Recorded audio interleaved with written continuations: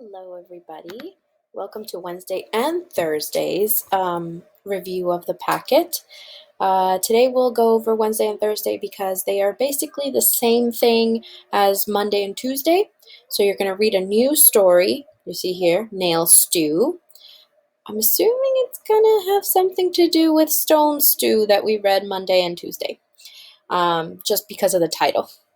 So then you're going today on Wednesday, you record or write the beginning, middle, and end. And then you can reread Jake and Gail Go to Spain if you have the packet. It's in your packet towards the end, okay? Then Thursday, we're going to do the same thing you did on Tuesday, just again, not with Stone Stew, but with Nail Stew. And you're going to think about the opinions or points of view or what the characters are thinking about certain things. All right, this is Wednesday and this is Thursday. So let us get to that, okay? You should go to Nail Stew right here. This is what we're going to read right now. I have it here on my computer so that I can show you, okay? Right here, and just like we've done with every text that we read in class, we are going to annotate, okay? So remember, any cloudy words that are tricky, cloud them. Anything that is important, you underline. Anything that, let's see, it's something that you have a question about, you write a question mark. If something shocks you or surprises you or interests you, you can write an exclamation point, okay? So let's get started. I'm also going to think if there's a problem, I'm going to make a star right next to the problem. And if somebody's trying to solve the problem, I'm going to circle it. And if the problem gets solved, I'm going to box it. All right? Lots of things to remember, so try your best, okay? You don't have to annotate with all of these. As soon as we get this going and we practice more and more, you'll get better at it.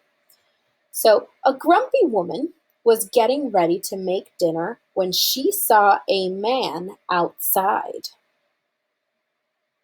Because his clothes were worn, she figured he was a beggar, like maybe a homeless person. She did not want to share anything with him. She looked at him and asked, "What do you want?" "Oh," he said in a surprised voice, "nothing. I'm only picking berries for dessert." "Dessert?" asked the woman. "But what will you have for dinner?" "I have everything I need in my pocket," said the man. "Is that so?" replied the woman. The man smiled at her and said, "I'd be happy to make enough for both of us, if I could only use your stove and cooking pot." The woman looked confused. He pulled a nail from his pocket and said, "For nail stew." I wonder what that is. Nail stew. I'm going to say right here I'm going to underline this because it's our first character. I'm going to write character. And then saw a man, and that's another character. Okay, and then she did not want to share, so I'm gonna make a little star right here because that's part of the problem. I think if you don't want to share, that's a problem. And asked, "What do you want?" And he was like, "Oh, nothing. I'm only picking berries for dessert." So maybe I will underline, "I'd be happy to make enough for both of us if I could only use your stove and cooking pot," because I do think that's an important part of the story. That could be part like the middle part where he starts to solve the problem of maybe she can start sharing without even noticing she's sharing, and then at the end she'll realize that sharing was really important. I have never heard of nail stew, said the woman. It is very good, said the man. The woman set a pot of water on the stove, and the man dropped the nail into the water. Better with salt, thought the man aloud. A dash or two for the stew. This is so funny because it reminds me of, I'm going to make a little arrow right here for connection.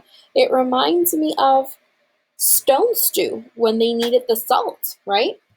Where the man was cooking the stew and he said a little bit of salt and pepper, and the girl brought him salt and pepper. I have plenty of salt, thought the woman. She gave the man salt and he added it to the pot. Then the man said, better with flour, a dash or two for the stew. I have plenty of flour, thought the woman. She gave the man some flour and he stirred into the stew. He stirred it into the stew. So this woman, she didn't want to share anything, but suddenly she's sharing everything he needs. The man stopped to suggest other ingredients to the woman, always adding a dash or two for the stew. Curious to taste the stew, the woman gave the man each ingredient. This is important because at first she was like, no, I'm not giving this man anything. And now she's sharing everything he needs. He stirred each one into the stew. It smelled delicious. Yummy. Now it is ready.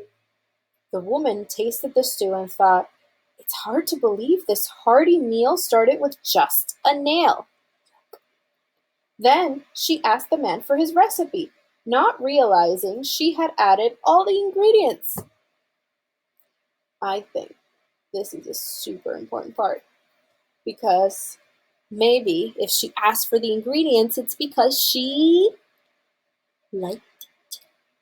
So if she liked it and she's asking for the recipe, didn't she realize that she was there with him making it all that time, and that every single ingredient she knows because she got it for him?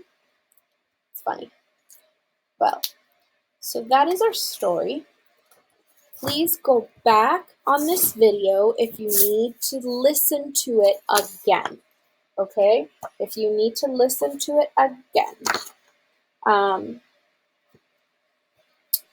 So for now, let me just, there we go, gotta focus it.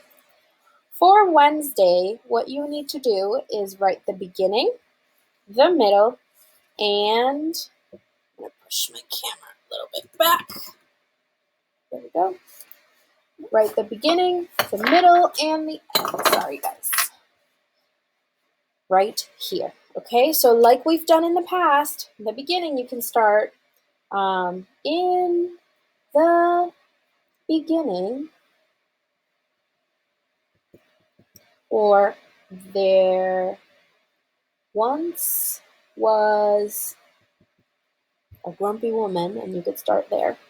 And then in the middle, you could say then, or suddenly. Suddenly is a good one for this one because you can say suddenly, whenever he needed an ingredient, she started sharing that ingredient.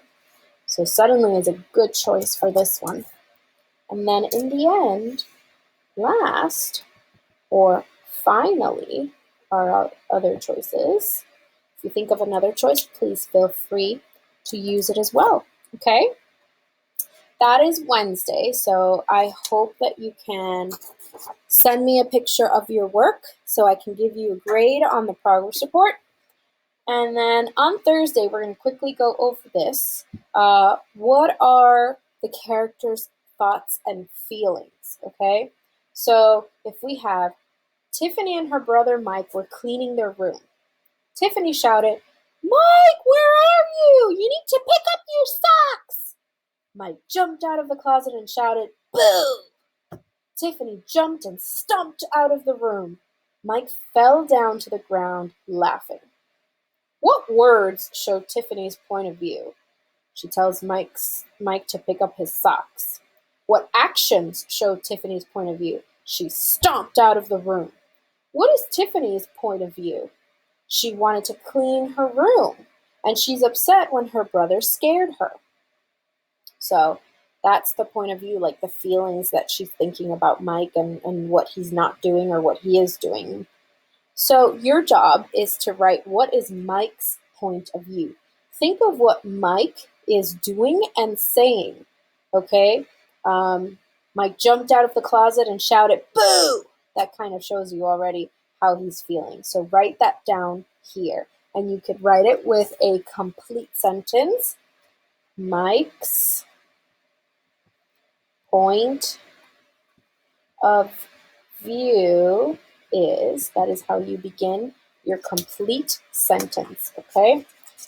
The next page for Thursday is your character's point of view from Nail Stew right here, okay? Nail Stew. You're going to reread it. That's tomorrow, okay? You don't need to reread it today, but if you want to reread it just to do the beginning, middle, and end, you can do that too. You can go back on this video and watch me read it again. And the only point of view that they're really showing you that you need to fill out is the man's. Okay, how does the man feel about this woman or what he's doing or what this woman says at the end?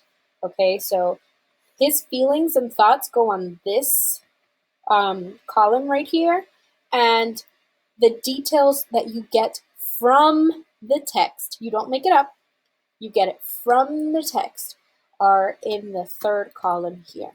All right? And then all you have to do is answer these 3 questions. All right here. How does the woman's point of view of the man change throughout the story? Because at first she thought one thing, and at the end she wasn't thinking the same thing she thought at first. Which of the following sentences is repeated through the text? There's something that keeps repeating and repeating over and over. How does the story begin? So these are all pretty simple questions. But if you have any questions, remember that you can always reach out to me on Dojo, and your parents can reach out too. You can reach out to me through your portfolio. You can send me messages through there, or you can just text me, okay? Parents, you can text me, you can call me, whatever it is that you need. I'm there on Class Dojo. All right, guys? All right, so remember, today's video showed you 2 days worth of lessons, Wednesday and Thursday. Okay, so you don't have to do all of this in one day. All right, see you, stay safe, and I still miss you guys so much.